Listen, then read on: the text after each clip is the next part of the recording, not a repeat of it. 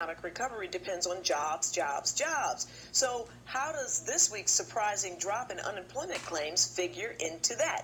Job recruiter Jeff Zinser is here. Thank you for joining us tonight, Jeff. Thank you for having me, All right, Chris. you've been through a few recessions and recoveries, none like this, of course, but what do these latest job numbers really mean?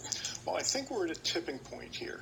Usually at this point in a recovery, we get all kinds of positive signals, but there's some things that have been happening over the last, I think, 2 to 3 weeks that give me a little bit of cause for concern, and I think the next month will be crucial. Really? What are those things? Well, when we look at unemployment statistics, we're really looking at 3 different things.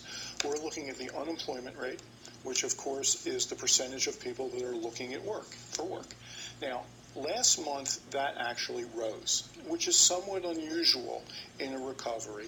It could mean a number of things. It only rose a little bit. It had been dropping, but it should not be rising right now. Now, do those numbers that we're looking at ever take into account the number of people who, is it folks who really got jobs as opposed to those who ran out of the benefit altogether? Well, the unemployment rate can be confusing because if you give up looking for employment, you don't count in those figures.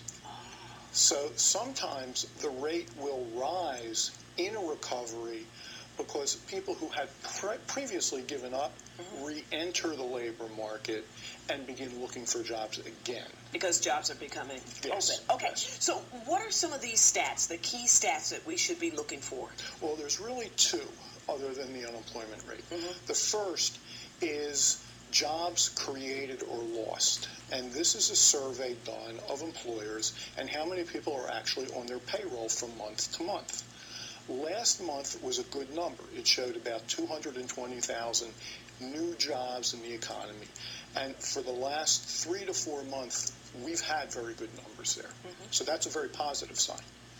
The second statistic is the one that worries me a little, and that is, I think you mentioned, the weekly first-time claims for unemployment compensation.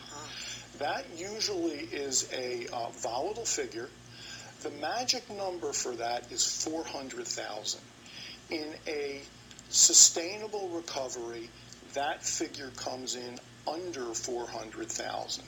Now, last year, we were seeing numbers in the upper 500,000.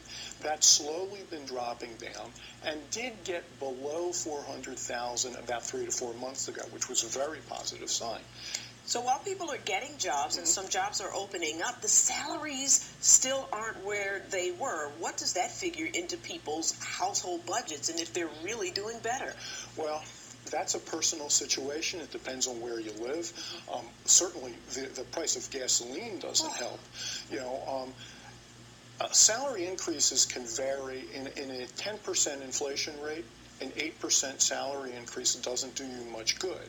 But in a 2% inflation rate, a 3% increase in salary can do a lot for you. All right. We'll keep on looking at it. Thank you so much for coming in. Thank you, It's very Jess. good to see you. Nice to meet First you. time with us. Take care. Hope to have you back. Thank you, Thank you. Jeff Zinser.